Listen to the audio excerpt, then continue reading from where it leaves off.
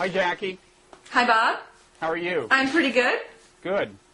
Listen, do you realize what an historic figure you are? You are the first female blogging head ever. I was checking out your website today with that suspicion, and I'm honored and surprised at the same time. Yeah, well, it's. I mean, you know, it is a big thing. I would say you are to the world of dialogues what Katie Couric is to the world of network news. Well, we're about to find out, aren't we? Yeah. In both cases. And she, by the way, makes a whole lot of money, so I would say that this bodes pretty well for you. I'm hoping. I would love to have your future. Okay. Now, you, unlike just about everyone else who appears on Blogging Heads, you actually know something about some real stuff. You served in the State Department under both the first Bush, the more prudential Bush, and Clinton. And and you know in particular a lot of stuff, I guess, about weapons of mass destruction, or at least more than me.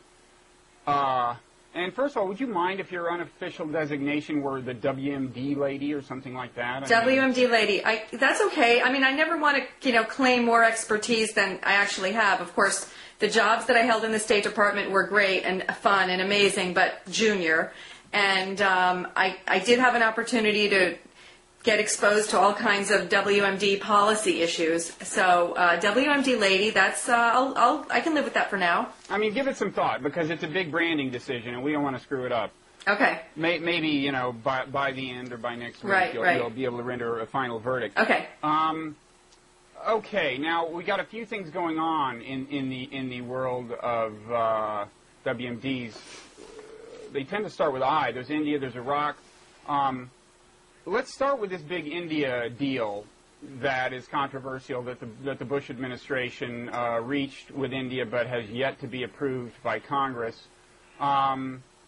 Basically, as I understand it, the deal is we give them assistance in their nuclear energy program. Right. And that includes, I gather, possibly the building of reactors and also the providing of the nuclear material itself. It's the technology that India needs to build more reactors. They already, I know that India has some uranium production conversion and enrichment capability of its own. It may be that we're going to also supply them some raw material, but I don't think that that's a critical part of the deal, which, as you said, is a very controversial one.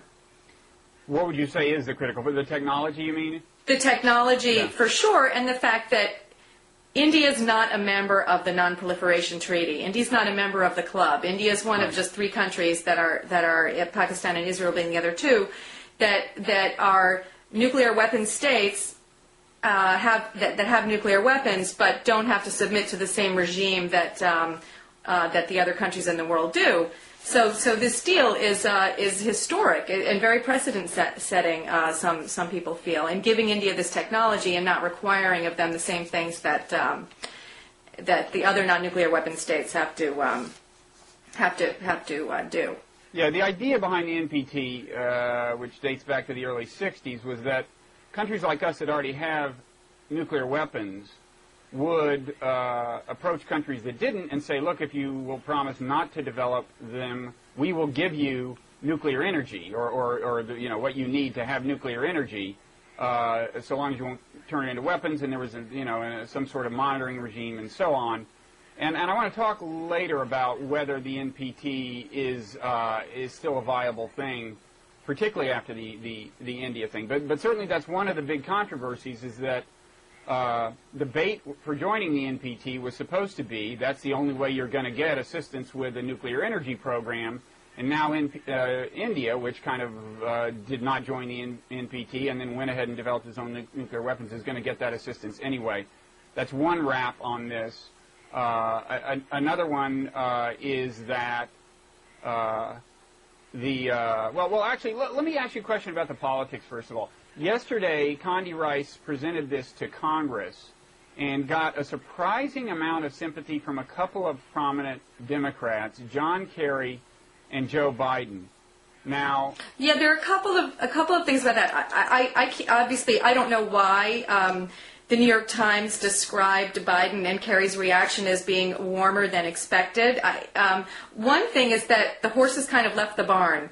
Former ambassador to India, Blackwell, was instrumental in negotiating this deal. I understand now he's joined a firm in Washington that is a registered lobbying agent on behalf of India. So clearly, he's kind of he's really carried this forward, probably to the Hill in a really strong way. But more important, this is the new reality we all just have to deal with. India is vastly growing, has huge demand for energy. And the last thing that the U.S. wants to see, with oil already as high as it is India gobbling up more fossil fuel that we feel is kind of reserved for us, for our outrageous consumption.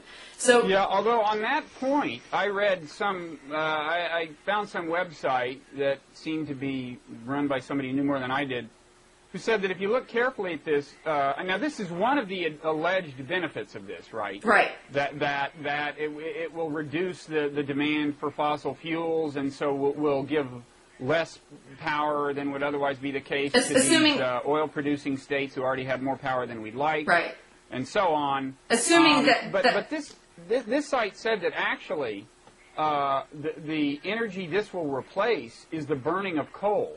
Because this is they're not going to put nukes in their cars. Right. And that would explain one thing, which is why I heard Nicholas Burns, who I guess is Undersecretary of State or something in this department, he was listing benefits on some show, and he started off with like reducing greenhouse gases, and I thought, well, that's a change of tune for this administration. Right. They need to reduce their greenhouse. Right. This is a giant issue, and I think that the Hill is just coming to terms with it. But here's my thing on Biden. If he is making nice noises, that does surprise me a little, because first of all, by and large, the kind of mainstream to left of center arms control community is very skeptical of this, right? Very. For some of the reasons we've outlined. Other reasons include the possibility that this could escalate a nuclear arms race with Pakistan, because there are a couple of loopholes in the loopholes is maybe too strong a term. The arms control non-proliferation crowd gets a little nervous about the India deal for a couple of reasons. One is it exempts from IAEA safeguards a third of India's reactors, and it allows India to designate any future reactors as being either civilian or military. Right. If they're military, the IAEA doesn't have to come checking. And that's I would recommend for anyone who really cares about the fine print of this deal to not only check it out, but the Arms Control Association has up on its website a great rebuttal, if you will, to the administration's case supporting this deal, and they kind of go point by point through it and explain why. Well, really, India could be getting the better end of this deal, and certainly the precedent it sets for Pakistan. Maybe what if China comes knocking and says, "Hey, by the way, that deal you gave the Indians, we want one for our friend." Well, and it gives the Iranians a talking point. It gives them a talking point too. But on the let's get a little into the details. India, I think originally we wanted the deal to be, we will give you this stuff and then you won't produce any more nuclear weapons. What India wound up getting was that 8 reactors will be exempt from inspection and in principle can be devoted to the manufacture of nuclear weapons, right? That's right. And that's enough to produce, 100, 200 warheads a year or something? It's massive. It's certainly enough to keep their nuclear weapons industry rolling along in at least a modest way.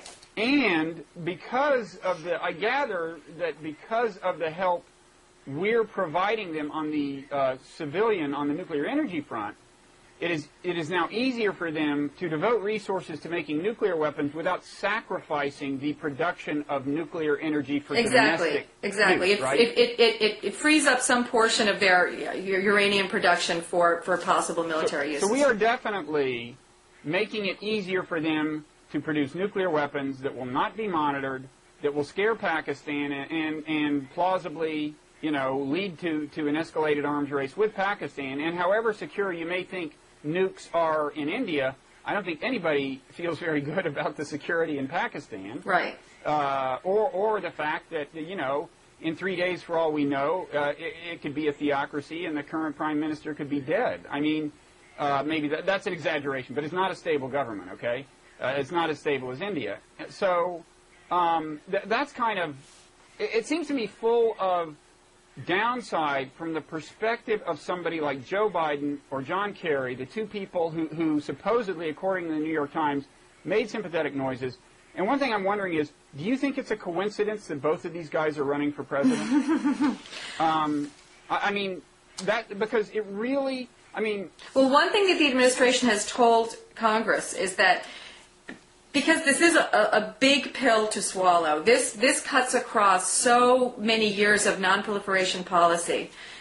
The administration did say to them, look, we want you to support this deal, we want you to vote for it, but you can attach, as an amendment, some preconditions, if you will, such as before this deal can take effect, India must adhere to the additional protocol of the International Atomic Energy Agency. And for those of you who don't follow the IAEA's every move, the additional protocol gives inspectors sort of no notice or short-term access to suspect sites. That's one thing that perhaps Kerry and Biden and others are hanging their non-proliferation hat on, for whatever it's worth.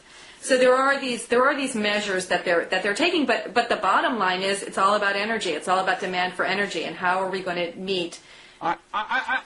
Forgive me for being cynical, but it's the lifestyle I've chosen, and they are both running for president. I mean, I haven't thought through the politics of it enough to figure out whether they've decided how to position themselves. But, I mean, there's two possibilities. There's that, and there's the fact that actually, you know, there are a fair number now of affluent Indian Americans, right? There's money there. And this just occurred to me this morning, but you know, affluent Americans have been known to make campaign contributions.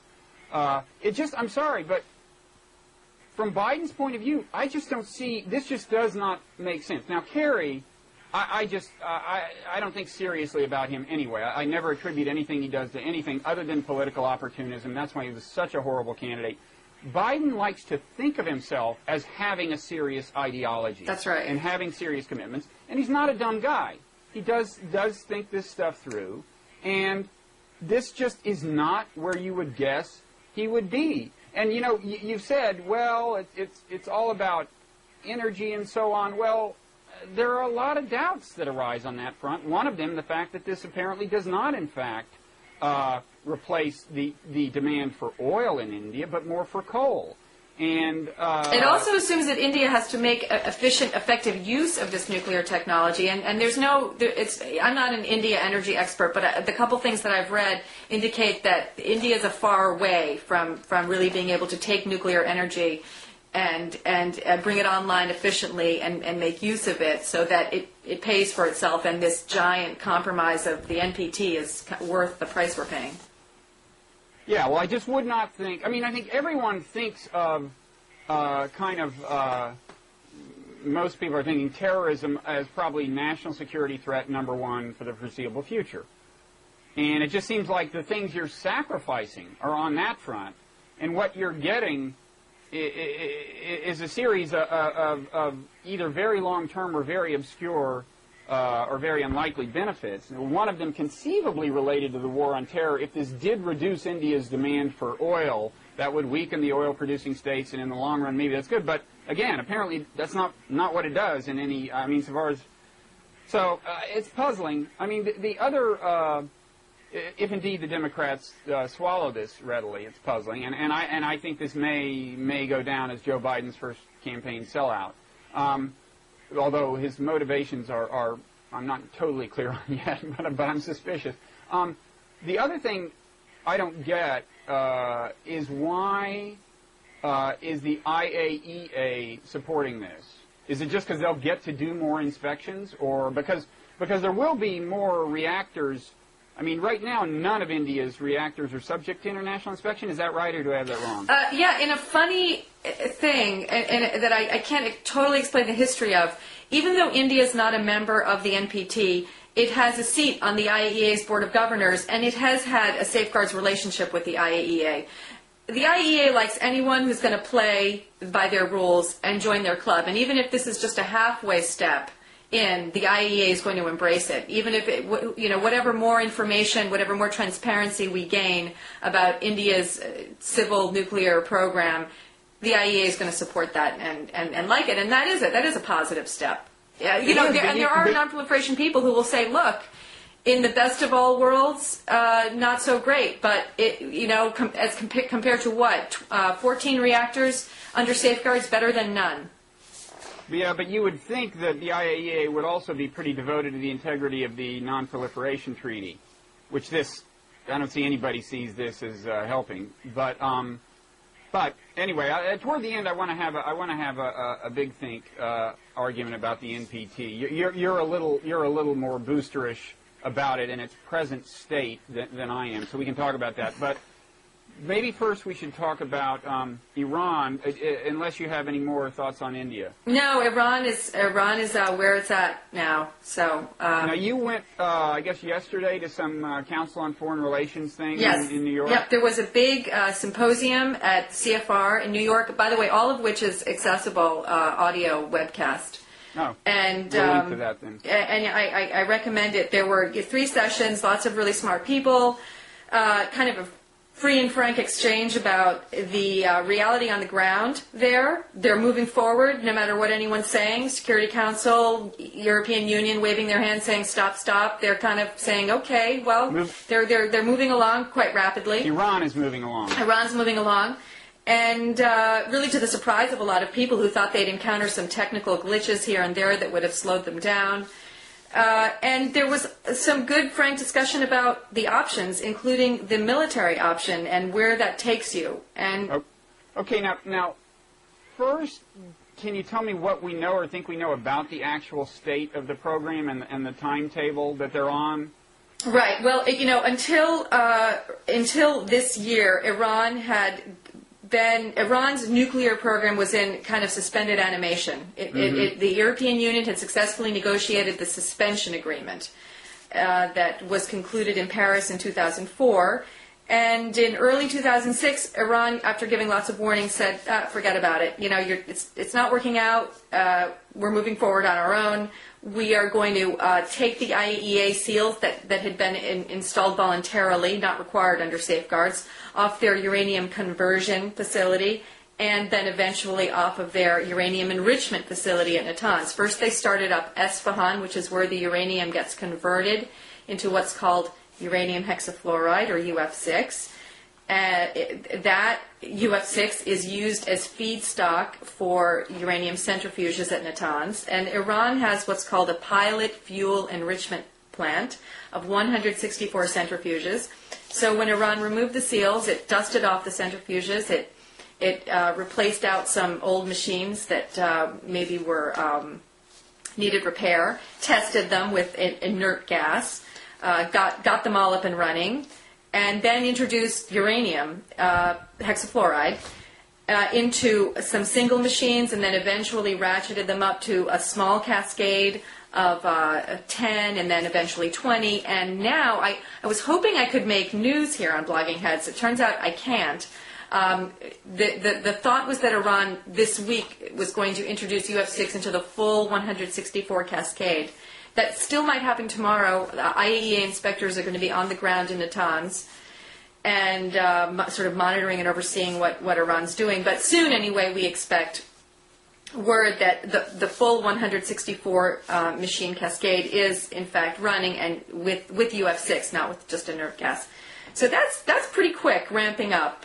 So how close is that to having a weapon? That's far away from having a weapon. If you had 164 centrifuges operating 24/7 with no glitches, there are lots of calculuses about how long it would take, but 10 years at least is sort of, what it would take you.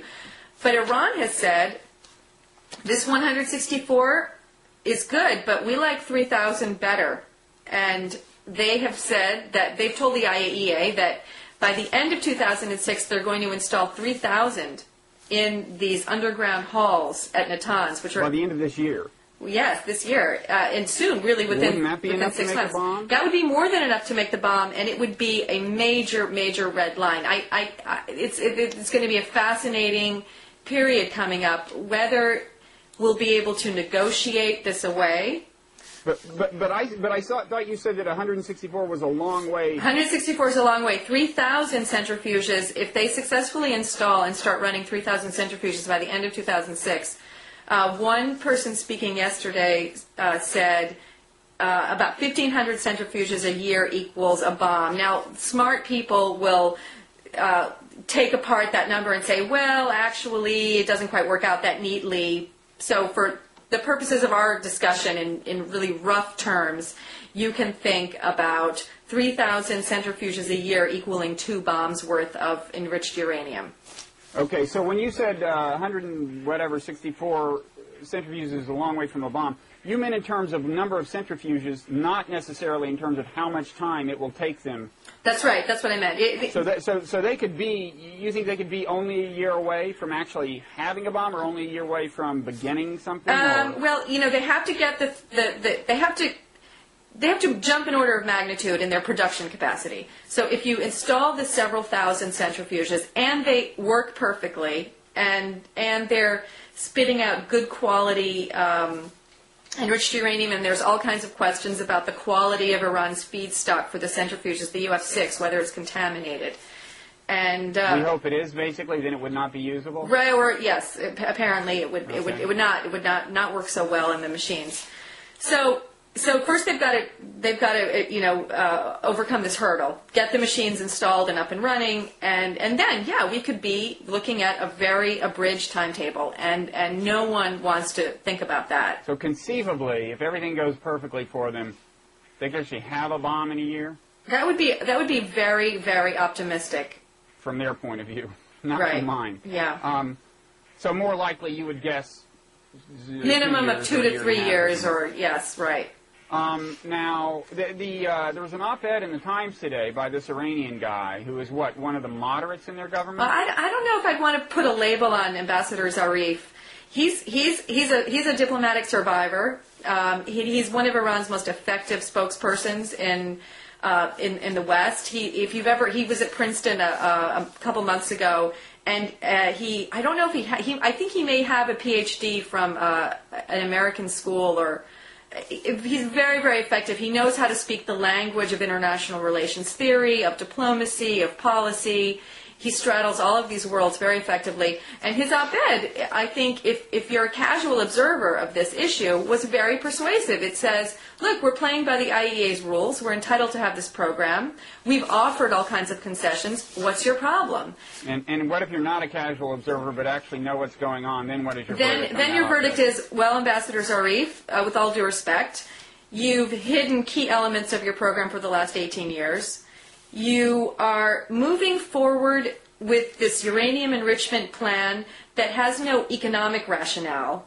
It's not a cost-effective thing for you to turn down the Russian offer to produce enriched uranium offshore for you at a fraction of the cost. Rather, you've chosen to invest all kinds of infrastructure and resources in producing maybe the world's most expensive enriched uranium, while neglecting improvements to your oil and gas infrastructure, for example, that would allow you to capture more revenue there, more immediately beneficial revenue.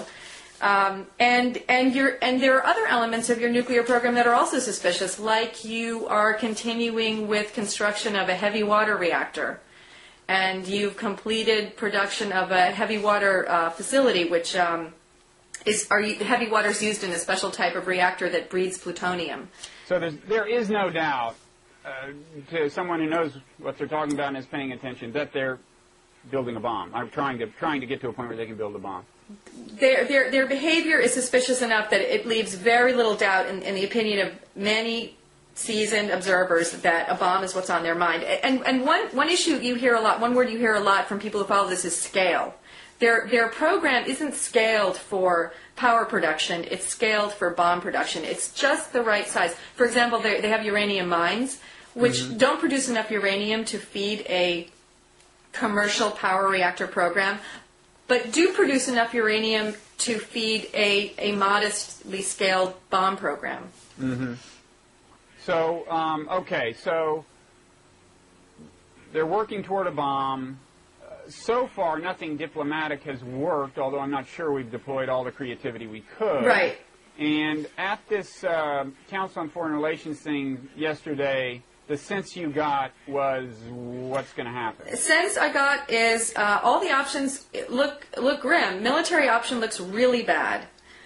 Diplomatic option with this administration here in Washington and in Tehran, it's not looking good. There was this magic moment people like to talk about in 2003 when we had just reached Baghdad and Iran was nervous and made an overture through the Swiss ambassador to put their nuke program on the table. And for a variety of reasons, missed signals, people in the Bush administration weren't really sure where this overture was coming from. There was maybe the thought among some in the neocon camp that the regime's just going to collapse of its own. It's going to go away by itself. Yeah. So the overture was ignored. And now where we are, so much further along in their nuke program, and Iran really quite happy with where things are. Oh yeah, we're our troops are basically hostages from their point of view. Right. And a point I've been known to make on this show is that if you do the thought experiment where when Saddam Hussein lets the inspectors in, we insist on a long and vigorous inspection, but after a year or so, and we've tripled the number of inspectors, we're absolutely sure that he's clean, and then we say, well, okay, fine, and pull the inspectors out. If that's what had happened, we'd be in much better shape right now, I think. Right. But that's not what happened, and so we don't really have nearly that kind of the kind of threat we might have. But your sense is, a lot of people are thinking seriously about the military option, right? There's definitely chatter in the air that the military option is more on the table than it was even a few months ago, and I'm not really sure why suddenly the military option I think it's just successful PR by the people who want to do. Remember that the key thing about in the run-up to Iraq was at some point a sense of inevitability had been successfully created. Right. It wasn't that the arguments had gotten suddenly better. I don't know. But you were saying one thing, I guess you got this partly from the CFR thing, is that the military option is highly problematic. You mean in what sense exactly? Well, the logical military option is you've got a bunch of fat targets, Natanz, Esfahan, the big facilities we know about, and maybe a few others. And you attack with surgical strikes, cruise missiles or whatever, and it seems pretty clean so far. It seems doable, achievable. You keep Israel off to the side. Israel's a whole other, wild card issue, by the way, but, assuming this scenario, the U.S. conducts the strike. And it seems to go okay. We bomb these facilities and we take them out of commission, and they're at least 2 to 4 to 5 years away from rebuilding. And so the first thing is, well, gee, that's not that much time. A few years, maybe we could have gained the same amount of time had we just kind of negotiated and gotten another temporary suspension agreement, muddled along through the diplomatic process. So, in terms of gaining time, not that much. The military strike doesn't buy you that much. But guess what it does do? The idea that next time around they do a better job of concealing the stuff. There's always that. 2 years down the road. There's always that. In fact, the 3,000 centrifuges are going to be installed 8 meters underground, hard to reach by cruise missiles apparently. But the problem with the military strike is how it ratchets things up in a crazy way. What's Iran's reaction? Well, Iraq, the so-called soft power that Iran exercises in Iraq, or Hezbollah, or through other proxies, or there's just all kinds of scenarios that you can spin out from that. Yeah, I've heard Ken Pollack, and he was at this thing yesterday, right? Right. I've heard him say that Iran has the potential to bring massive havoc in Iraq. As much as we might complain about things they're doing now, I think he said they have some kind of network of agents in Iraq that could make life even more complicated for us than it is now. He made that point, and what was really fascinating, his counterweight on the panel is Ruel Marc Gerecht, and his answer to that was, and I don't want to speak for him, so people should listen for themselves, but it was kind of bring it on. It was to say, yep, they may do that, and you know what? We need to be prepared to come back forcefully with all the power we have, pushing them right back. So you're almost talking about full-scale war. Yeah, now Gerecht is at American Enterprise Institute, right? I'm not sure. Maybe I'm wrong. I kind of think he is, which is an institution that's been known to be in favor of any war that we could possibly start in that part of the world. You're right, American Enterprise Institute. Yeah. Yeah, now that's a byline I've kind of seen forever, his byline, and I've never known exactly what to make of him. Then I finally saw him on TV, and I am the last person who would judge somebody by their clothes, Jackie. But he had some weird, like, kind of Nehru type thing, and hey, Nehru is fine. The 60s were groovy. But it just led me to believe, his whole manner and appearance led me to believe he's got some kind of international man of mystery complex. Some kind of, like James, some kind of overly dramatic conception of the role of the intelligence analyst in the modern world. I don't know. I know this is completely invalid. I retract it all. I don't know what came over me, but until he gets a new suit, I say don't do anything. You know, come to think of it, I don't think he was wearing a tie yesterday. Well, that's okay. Was he wearing conventional lapel? I'm thinking like a mock turtle. I'm not. That's the realm he was. There was something that just said, "Do not go into a war on this guy's say-so" about his clothes. His clothes said that to me, but maybe I'm reading too much into it. Well, you know, his manner was a little glib, maybe more glib than he intended it to be, maybe not. But he definitely was out there on the edge of saber rattling and what I thought was, irresponsible, maybe too strong a way, but, definitely. I think you've just described AEI's niche in the Washington think tank ecosystem. There you go. Irresponsible saber rattling. But I've got to say, I don't see a whole lot of hope on the diplomatic front. Certainly within the constraints of normal diplomacy, I can imagine, maybe radically creative things that might pay off. They're a long way from anything that this administration would do. I think they are a long way. Administration, and they might not work anyway. Do you see any real hope on the diplomatic front? If we're going to have more hope on the diplomatic front, the Tehran administration is going to have to soften its hard line. And right now they're just having too much fun with this.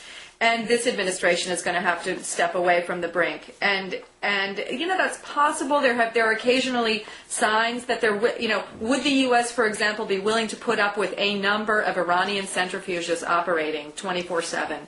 And I think that there are people who will shrug their shoulders and say, okay, not ideal, but compared to what? All the other alternatives are so bad. So I think that there's some possibility, but I think Iran wants more carrots now. Iran's not going to be happy with that. They're going to want real economic incentives, investment, and the economic sphere is one where one would think, given the picture in Tehran, we'd have some leverage to offer Iran a real incentive to kind of suspend, the major part of its nuclear program. So you're imagining a scenario where they would have a lot of centrifuges running, but it would not be enough so that they could plausibly develop a nuclear weapon in any time frame that would matter. And by a lot of centrifuges running, I think that a lot would have to be maybe in the double digits at the most. Because the big fear... centrifuges, and does that mean they can't build a bomb at all, or just that it would take them 7 years? It would take them too long to build the bomb, But the hardliners in the administration say, look, the technology can be replicated anywhere. And how do we know what they're doing in that mountain over there? Well, and then the question becomes, can you imagine Iran submitting to a truly intrusive inspection regime as part of any deal? And then you're also depending on your intelligence service to give you the intel that it needs to go to that mountain, wherever it is, and look. And I don't know what our capabilities are in Iran right now, but... Well, do you think they'd accept an intrusive regime anyway? Iran says it would accept the most intrusive regime anyone could dream up.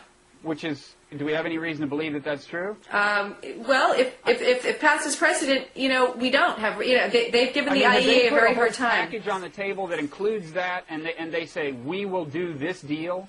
Iran, I think in Zarif in his op-ed today, he has said we've offered really intrusive inspections, but the IAEA knocks on the door and says we'd like to go here, and Iran says why do you want to go there? And they say because we think you might be doing high explosives testing there that might be relevant to nuclear weapons R&D, and they say well that's a military facility, we're not doing anything there. I mean there's this back and forth and.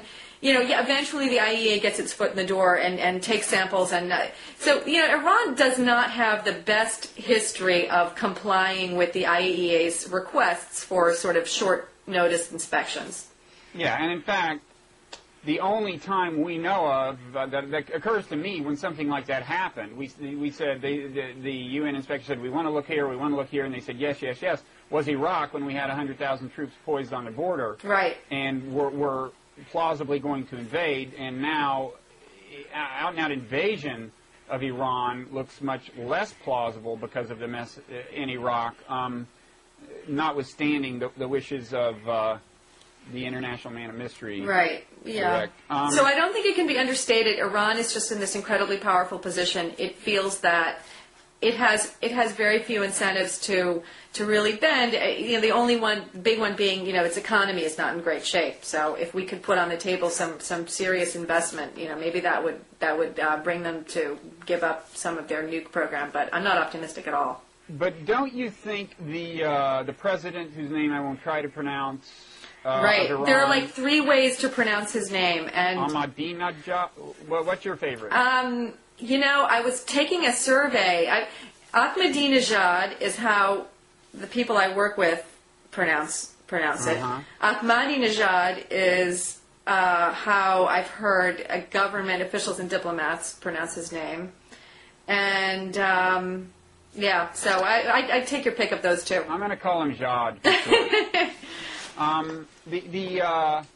It's hard to imagine, leaving aside the whole question of whether he's crazy like a fox or what, it's hard to imagine him wanting to back down unless he got the kind of carrot he could proudly wave in front of some of the more radical elements, which he considers to be his constituency, Right. I mean, that's why, when I start thinking out of the box, tell me how crazy this is, but, it seems to me, first of all, the good news is, a lot of Iran's neighbors, not only Israel, don't want it to have the bomb, right?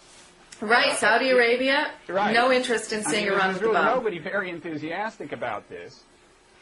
If you could, so for starters, you might be able to get them in exchange for some big deal that included intrusive inspections. You might be able to get all these other nations to say, yeah, you can inspect us to the extent that you can inspect Iran, which would be something for him to show. Of course, the big carrot from his point of view would be some kind of concession from Israel. Now, Israel is not going to give up all its nukes. No.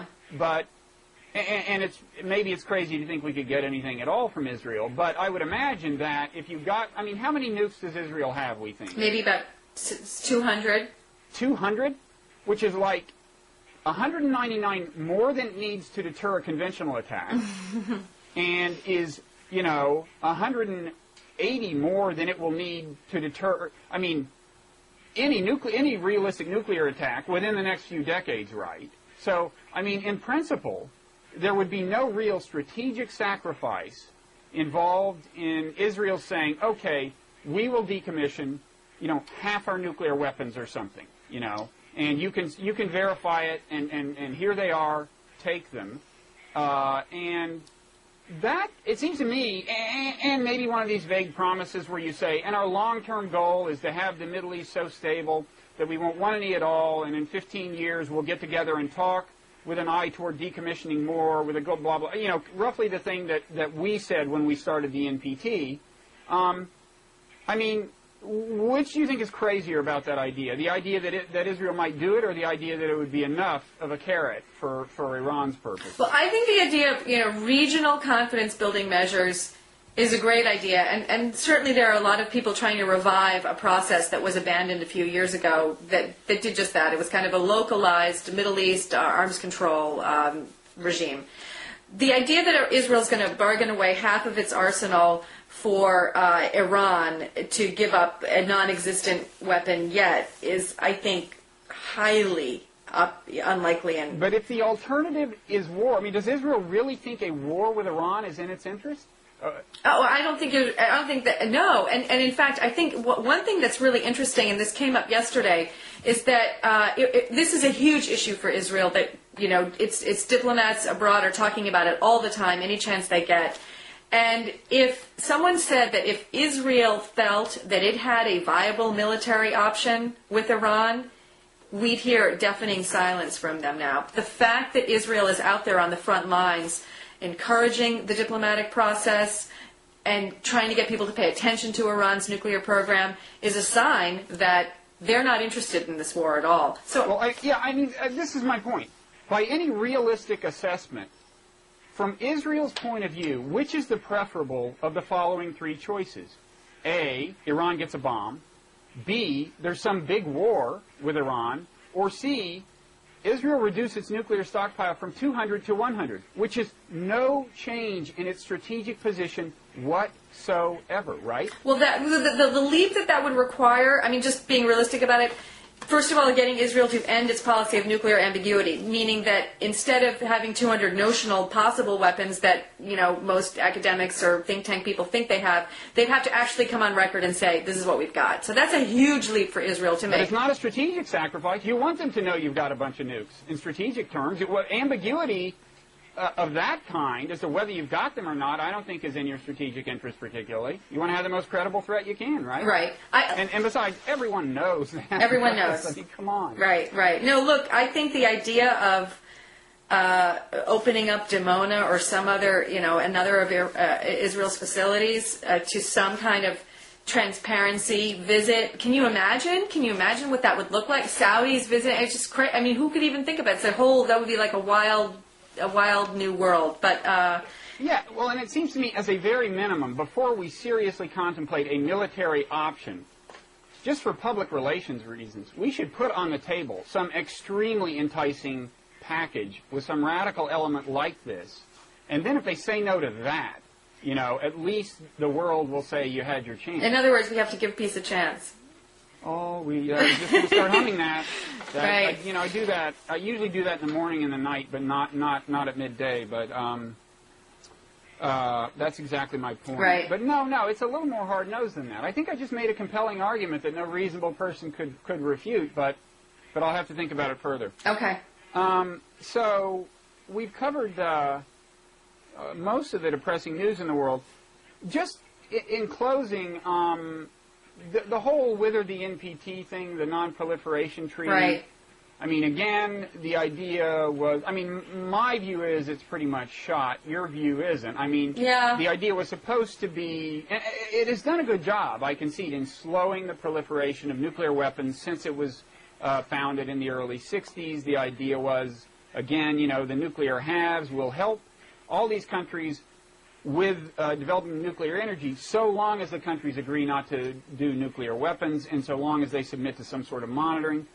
Well, here are my problems with it. Again, it worked very successfully for a few decades. We'd be in worse shape if it hadn't been there. But we are at a point where more than ever there are terrorist groups who would like to get their hands on nukes. They'll work hard to do it.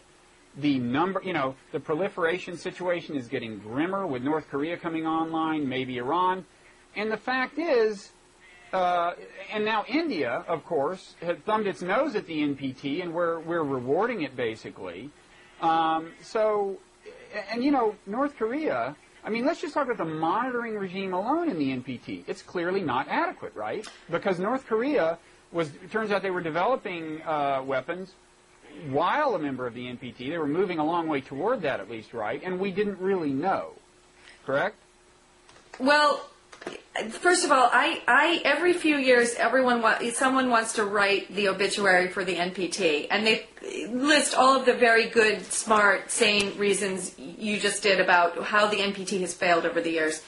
And I am yeah, obviously, because I maybe have too much respect for these institutions and their beautiful buildings and their great cafeterias in places like Vienna and Geneva and New York. I'm not willing to go along with that. But here's the good news about the NPT. It's not only helped catch cheaters, it's probably deterred a whole bunch of would-be cheaters, defectors, and the only real defector from the regime you can point to is North Korea. And since their regime is so out on the far end of the continuum of sanity anyway, their model, their ideological model, does not seem to be spreading. It's not. Luckily, there's no dominoes falling with Juche philosophy. If you sort of exclude North Korea, gee whiz, it's working pretty well. And Iran, I think, is a great example of a country that has no intention of leaving the regime. No plans to take its marbles and go home. Well, that's even more of an indictment of the NPT. They're 9 months away.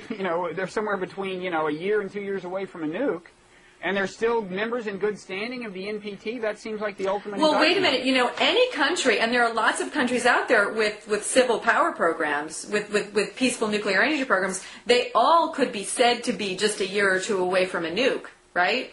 I mean, Iran's not the only one. Iran's not the only country under the auspices of the NPT and the IAEA that has its own enrichment capability by any means. The new buzzword, by the way, in this field is assured fuel supply. What the U.S. wants to do and what Europe wants to do is wean countries away from producing their own nuclear fuel and move to a system where you have these consortiums or banks, if you will, regional suppliers, or there are all kinds of interesting, creative ideas. So Iran's not the only country that has the nuclear fuel cycle nailed down. And we're worried about Iran because there's a whole bunch of other suspicious behavior.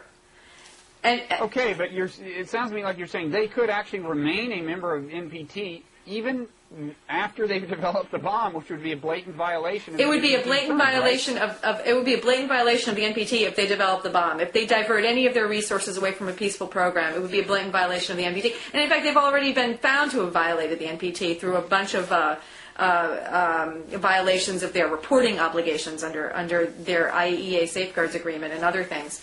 So, Iran is in trouble with the NPT, but that doesn't mean the whole regime is broken irretrievably and can't be fixed. I mean, the IAEA would say, we have this strengthened safeguards agreement that Iran has, had signed up to until recently. A whole bunch of other countries have. So they have some strengthened reporting requirements and inspection rights. So I just hesitate to embrace throw out the NPT. There's all kinds of reasons to criticize the NPT. It's not perfect, but again, it's compared to what? The absence of the NPT? That's not. Well, no. My goal is something a little more visionary. Something. Either a revised NPT or a new treaty that would have a more intrusive monitoring regime. Okay. And B, would have stronger incentives to join. I mean, it seems to me, in principle, membership in the World Trade Organization should be contingent on being a good citizen in terms of the policing of the world. It should be the case that if you're a member of the WTO, you let international inspectors come in and make sure you're not creating great mischief in terms of WMD. Well, the other thing to add to your utopian image of the new NPT, which I thoroughly embrace and support, is the notion, while you're rewriting the treaty, the non-nuclear weapon states will say, in addition, you have to have stronger incentives and provisions to require the so-called declared nuclear weapon states to disarm and to take serious steps toward giving up their nukes. Yeah, I mean, well, certainly we can afford to reduce, demonstrably reduce our stockpiles for a long time before we're giving up anything strategically. I wouldn't favor giving up our stockpiles entirely until you had a regime that could truly verify that no one else had them at all. And that's a long way off. Yeah, but at the same time, you're right. the have-nots want something from us, and we can give them much more than we've given them, which is demonstrably starting a process of disarmament at no strategic cost to ourselves, right? Yeah, I mean, the bottom line is there are all kinds of ways to fix the NPT around the margins, even really in substantial ways, strengthen the inspections, get the nuclear weapon states to take, really more substantial steps down the road of giving up, bigger portions of their nuclear stockpiles, more transparency everywhere. That's all great, and I think that's on the minds of lots of people. But I think the regime really is working not perfectly, but better than a lot of other alternatives. And well, better than nothing. And unfortunately, this administration is not going to replace it with something better or even think about that. No. But you can imagine it happening in the future. I mean, maybe the good news is, as I think about it, that the fact is we did find out what was going on in Iran. We did.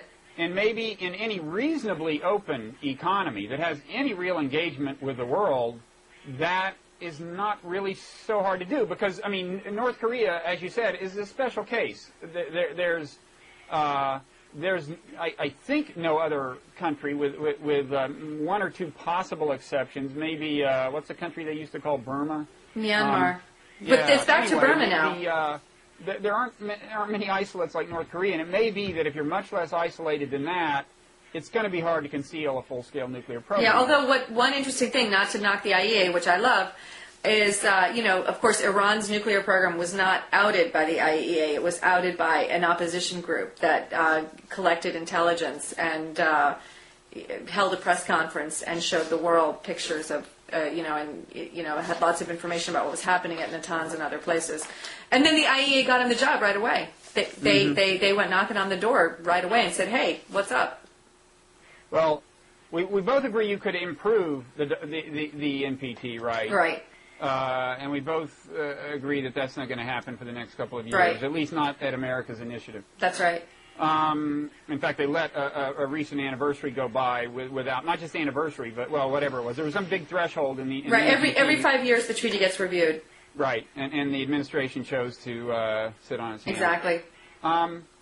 Okay, well, listen, we've gone on quite a while, but I think in a pretty nutritious fashion. It's good to have somebody who actually knows what they're talking about. So thanks for being the first female on our show. You're welcome. It was really an honor. Thanks for accepting the designation Blogging Head's WMD lady. Okay. And I just want to say that I think you're a credit to your gender.